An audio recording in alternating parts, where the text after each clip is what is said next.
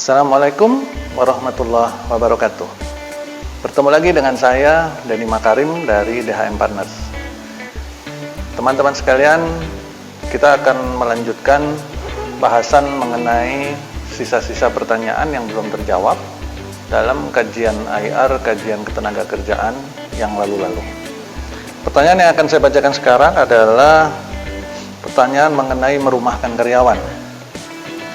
Apakah dirumahkan di perusahaan yang terdampak COVID dapat diberikan tanpa upah dengan tanpa batasan waktu?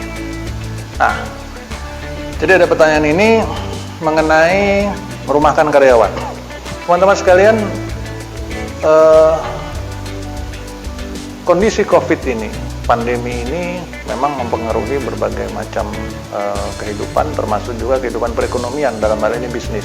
Sehingga banyak perusahaan yang merasa perlu untuk melakukan penghematan-penghematan dengan cara yang cukup ekstrim. Ya. Nah, di sekitar bulan Mei, kalau nggak salah ya, Mei atau Juni, itu sudah ada surat edaran dikeluarkan oleh Menteri Tenaga Kerja Republik Indonesia tentang bagaimana melakukan merumahkan dan bagaimana tentang kompensasinya. Di sana disebutkan mengenai aturan main bagaimana merumahkan karyawan dalam kondisi pandemi seperti sekarang. Syarat utama yang harus dipenuhi adalah harus dibicarakan dengan karyawan atau serikat pekerja untuk mendapatkan kesepakatan ya, tentang bagaimana merumahkannya, berapa lamanya, sampai dengan masalah pengupahannya. Apakah akan dipotong, berapa besarnya potongan, dan sebagainya. Itu semua harus muncul dalam kesepakatan sebagaimana amanah dari surat edaran menteri tersebut ya.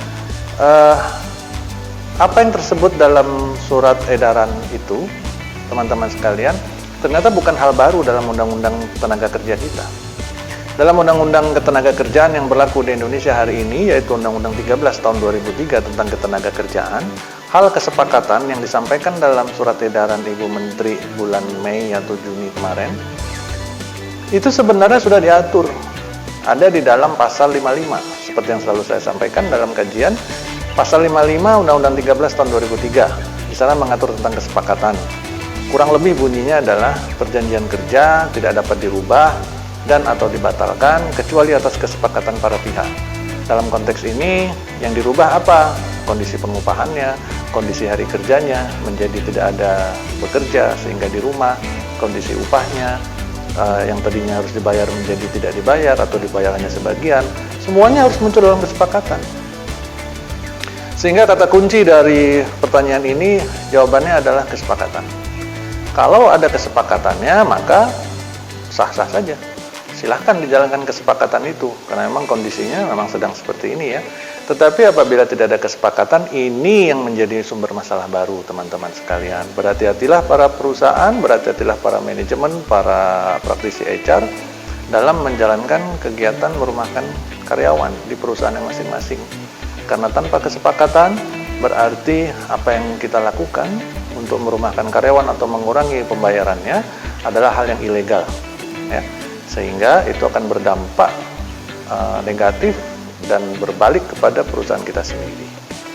Kurang lebih begitu, teman-teman sekalian. Terima kasih, semoga manfaat. Saya Denny Makarim dari DHM Partners.